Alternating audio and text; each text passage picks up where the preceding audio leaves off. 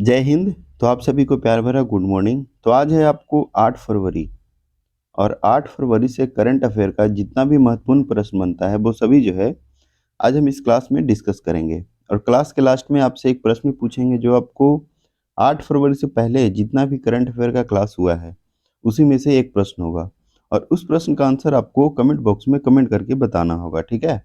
और इस क्लास का पीडीएफ आपको टेलीग्राम चैनल पे मिल जाएगा और उस टेलीग्राम चैनल का लिंक इस वीडियो का डिस्क्रिप्शन बॉक्स में दिया हुआ है, आप वहां से जाके ज्वाइन कर सकते हैं, ठीक है। और आपको क्लास पसंद आएगा तो वीडियो को लाइक कर देंगे, चैनल पे पहली बार होंगे तो चैनल को सब्सक्राइब कर देंगे और दोस्तों के साथ भी शेयर करेंगे, ठीक है। तो चलिए क्लास को स्टार्ट करते हैं। देखते हैं आपको 7 फरवरी को कौन सा होमवर्क आपको दिया गया था। देखिए प्रश्न है, हाल ही में खेलो इंडिया यूथ गेम्स 2023 में सर्वाधिक पदक कौन सा राज्य जीता है। यानी खेलो इंडिया यूथ गेम्स 2023 में सर्वाधिक पदक जो है कौन सा राज्य जीता है, तो ये जो है आपको महाराष्ट्र, यानी महाराष्ट्र जो है सबसे ज्यादा सर्वाधिक पदक जो है आपको जीता है, ठीक है। और महाराष्ट्र में अगर हम बात करेंगे तो अभी चीफ मिनिस्टर कौन है, तो एकनाथ शिंदे आपको चीफ मिनिस्टर हैं। और रमेश बैस याद रखना है, रमेश बैस कौन है, तो राज्यपाल हैं। और इसका गठन 1 मई 1960 को हुआ, 1 मई 1960 को इसका गठन हुआ, ठीक है। 1 मई 1960 को महाराष्ट्र का गठन हुआ। और एक और राज्य है उसका भी गठन बताना है आपको कि 1 मई 1960 को और कौन सा राज्य का गठन हुआ है, ठीक है। उसके बाद और भी इसमें अगर हम बात करेंगे महाराष्ट्र में, तो महाराष्ट्र में लोकसभा सीट जो है आपको 48 है, 48 लोकसभा सीट है। राज्यसभा सीट है 19, ठीक है, 19 राज्यसभा सीट है। और 288 याद रखना है यहाँ पे विधानसभा सीट है। 288 क्या है, विधानसभा सीट। और 78 याद रखना है विधान परिषद सीट है। 78 क्या है, विधान परिषद सीट है, ठीक है। तो इतना बात आपको महाराष्ट्र के बारे में याद रखना है। और महाराष्ट्र में एक नृत्य है आपको लावनी नृत्य, बहुत ही फेमस है। लावनी नृत्य कहाँ का है, तो आपको महाराष्ट्र का, ये भी आपको याद रखना है। अब उसके बाद चलेंगे आज का फर्स्ट प्रश्न, यानी 8 फरवरी का फर्स्ट प्रश्न को देखेंगे। क्या है कि हाल ही में चर्चा में रही शक्तिशाली जिलोंग 3 रॉकेट का संबंध किससे है। यानी रॉकेट जो है आपको जिलोंग 3 का संबंध यानी कौन सा देश से है, तो इसका जो आंसर होगा आपको चाइना होगा। क्या होगा, चाइना इसका आंसर होगा। उसके अलावा और भी अगर हम बात करेंगे तो जैसे G-SAT-20 जो है आपको कौन सा लॉन्च पैड से लॉन्च किया गया, तो फाल्कन फाल्कन 9 से आपको लॉन्च पैड से लॉन्च किया गया। कौन सा, तो G-SAT-20। उसके अलावा XPoSat PSLV C58 PSLV C58 जो है आपको क्या बोलते हैं, एक्सपोसैट आपको लॉन्च पैड से लॉन्च किया गया था। कौन सा, PSLV C58। उसके अलावा आदित्य 11 जो है PSLV C57। उसके बाद आपको चंद्रयान 3 कौन सा लॉन्च पैड से लॉन्च किया गया, तो LVM3 याद रखना है, LVM3M4, ठीक है। LVM3M4 से आपको चंद्रयान 3 जो है आपको लॉन्च किया गया। और कब लॉन्च हुआ था, तो ये जो आपको 14 जुलाई 2023 को। और कब पहुंचा साउथ पोल पे, चंद्रमा के साउथ पोल पे पहुंचा 23 अगस्त को, 23 अगस्त 2023 को, ठीक है। और जहां पे लैंड किया ना उसका नाम क्या रखा गया है, तो शिव शक्ति, शिव शक्ति उसका नाम रखा गया है, ठीक है। तो इतना बात आपको याद रखना है। अब उसके बाद है आपको सेकंड प्रश्न। सेकंड क्या कहता है कि हाल ही में सीमा सड़क, क्या कह रहा है कि हाल ही में सीमा सड़क संगठन ने किस अंतर्राष्ट्रीय सीमा पर बाड़ लगाने की योजना प्रारंभ की है, ठीक है। यानी बाढ़ का मतलब क्या होता है, मुक्त आवाजाही जो होता है, मुक्त आवाजाही को रोकने के लिए आपको बाढ़ लगाया है, ठीक है। तो इसका जो आंसर होगा भारत और म्यांमार, कौन सा होगा, भारत और म्यांमार के बीच अंतर्राष्ट्रीय सीमा पर बाढ़ लगाने की परियोजना प्रारंभ हुआ है, ठीक है।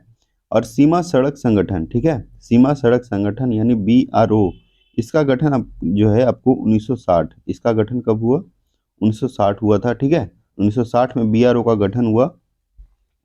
और यह प्रश्न जो है आपको बहुत ही एग्जाम में पूछा गया है, तो इस प्रश्न का जो है आप इसमें याद रखेंगे। यानी BRO का गठन कब हुआ, तो 1960 को हुआ, ठीक है। BRO का गठन कब हुआ, 1960 को। उसके अलावा अगर हम और भी अगर म्यांमार के बारे में बात करेंगे, तो म्यांमार का जो है पुराना पुराना जो नाम है वो आपको बर्मा था, म्यांमार का पुराना नाम क्या था? बर्मा था।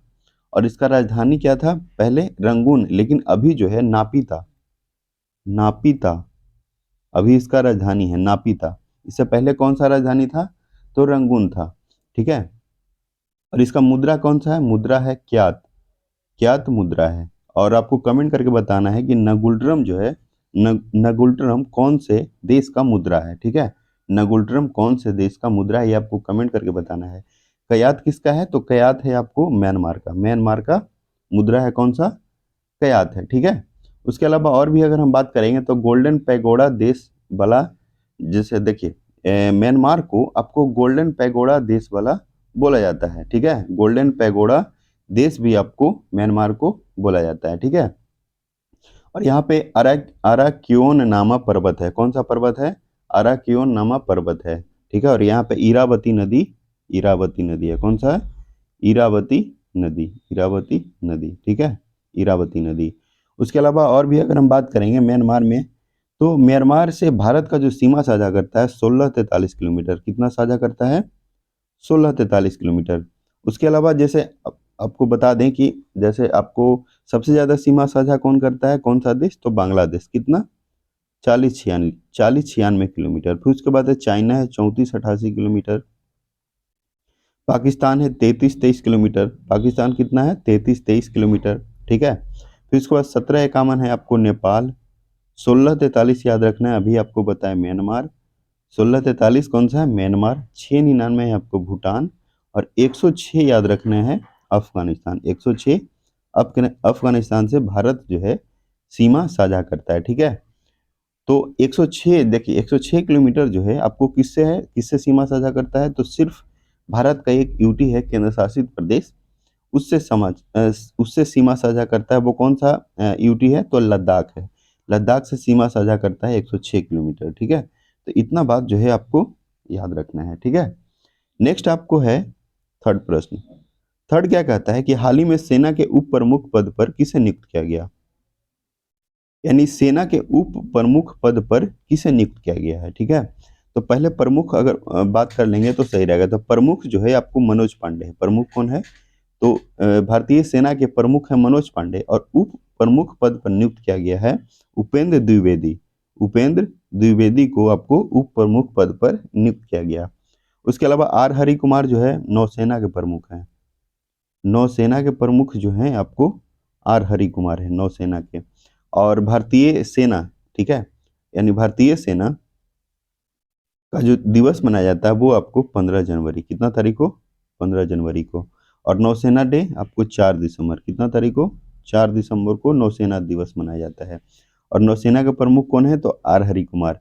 और बी आर चौधरी जो है आपको वायुसेना के प्रमुख हैं। वायु सेना के प्रमुख हैं। ठीक है। वायुसेना के प्रमुख हैं। और इसका जो है आपको 8 अक्टूबर, कितना तारीख को? 8 अक्टूबर को वायुसेना दिवस मनाया जाता है। ठीक है। और नौसेना का जो प्रमुख आर हरि कुमार है ये आपको 25वें नंबर के हैं। और वायुसेना का प्रमुख बी आर चौधरी है आपको 27वें नंबर के। और 19वें नंबर के नौसेना के सॉरी नौसेना नहीं, भारतीय यानी थल सेना का जो प्रमुख मनोज पांडे हैं वो आपको 29वें नंबर के हैं। 29वें नंबर।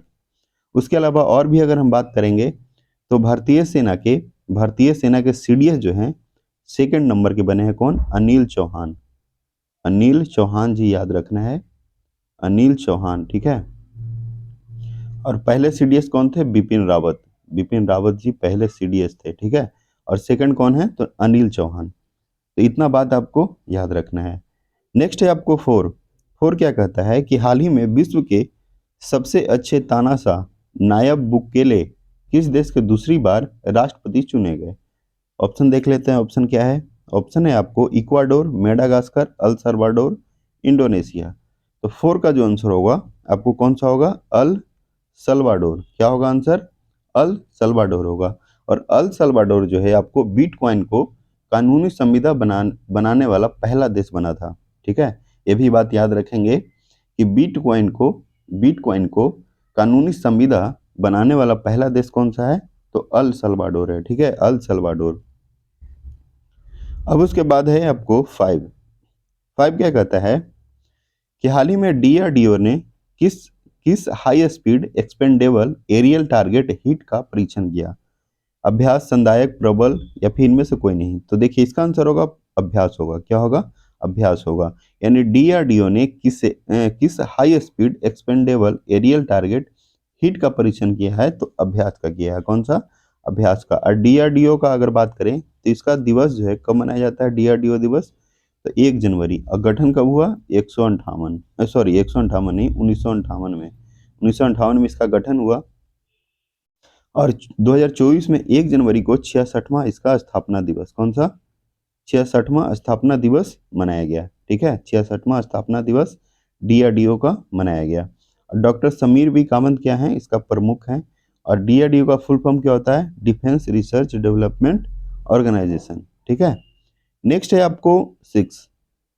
सिक्स क्या कहता है कि हाल ही में 137 प्रकाश वर्ष दूर रहने योग्य सुपर अर्थ TOI 715 बी की खोज किसने किया? तो इसका आंसर होगा जेम्स वेब टेलीस्कोप। क्या होगा? जेम्स वेब टेलीस्कोप इसका आंसर होगा। ठीक है, नेक्स्ट है आपको सेवन। सेवन क्या कहता है कि हाल ही में सुरक्षित इंटरनेट दिवस 2024 कब मनाया गया? यानी सुरक्षित इंटरनेट दिवस 2024 में जो है कितना तारीख को मनाया गया है? तो देखिए इसका जो आंसर होगा 6 फरवरी। कितना तारीख को? 6 फरवरी को सुरक्षित इंटरनेट दिवस 2024 आपको मनाया गया। और 1 फरवरी को कौन सा है? तो भारतीय तटरक्षक दिवस। यानी भारतीय तटरक्षक दिवस कितना तारीख को मनाया गया? भारतीय तटरक्षक दिवस ये जो है आपको 1 फरवरी को। और तटरक्षक जो है इसका गठन कब हुआ था? 1977 को। कब हुआ? 1977 को इसका गठन हुआ। और 2 फरवरी को विश्व आर्द्रभूमि दिवस। कौन सा? विश्व आर्द्रभूमि दिवस। और विश्व कैंसर दिवस जो है आपको 4 फरवरी को। ठीक है, और 4 फरवरी को एक और दिवस है अंतर्राष्ट्रीय मानव बंधुत्व दिवस भी आपको याद रखना है। यानी 1 फरवरी को भारतीय तटरक्षक दिवस, 2 फरवरी को विश्व आर्द्रभूमि दिवस और 4 फरवरी को है विश्व कैंसर दिवस और अंतर्राष्ट्रीय मानव बंधुत्व दिवस। और 6 को कौन सा है? तो सुरक्षित इंटरनेट दिवस आपको याद रखना है। देखिए अभी फरवरी का दिवस चल रहा है। ठीक है, तो आपको जो है जनवरी का आपको रिवीजन करते रहना है। तो आपको 4 जनवरी को बताना है, कमेंट बॉक्स में कमेंट करके बताना है कि 4 जनवरी को कौन सा दिवस मनाया गया। 4 जनवरी को आपको कमेंट करना है। ठीक है, नेक्स्ट है आपको 8। 8 क्या कहता है कि हाल ही में देश के पहले डिजिटल राष्ट्रीय पुरालेख संग्रहालय की आधारशिला कहाँ रखी गई? जयपुर, मुंबई, फिर उसके बाद है आपको हैदराबाद, भोपाल। तो देखिए 8 का जो आंसर होगा आपको हैदराबाद होगा। क्या होगा? हैदराबाद इसका आंसर होगा। और कौन रखा है इसका आधारशिला? तो संस्कृति मंत्रालय जो है जी किशन रेड्डी, जी किशन रेड्डी जो है, जी किशन रेड्डी आपको आधारशिला रखे हैं। ठीक है, जी किशन रेड्डी। और इंद्रसेना रेड्डी नल्लू आपको बताना है कि कौन से राज्य के राज्यपाल हैं। कौन से राज्य के राज्यपाल जो है आपको बताना है। ठीक है, अब उसके बाद है 9। 9 क्या कहता है कि हाल ही में किस राज्य सरकार ने मुख्यमंत्री वयोश्री योजना शुरू करने का फैसला किया है? राजस्थान, बिहार, महाराष्ट्र, गुजरात। तो इसका आंसर होगा महाराष्ट्र। क्या होगा आंसर?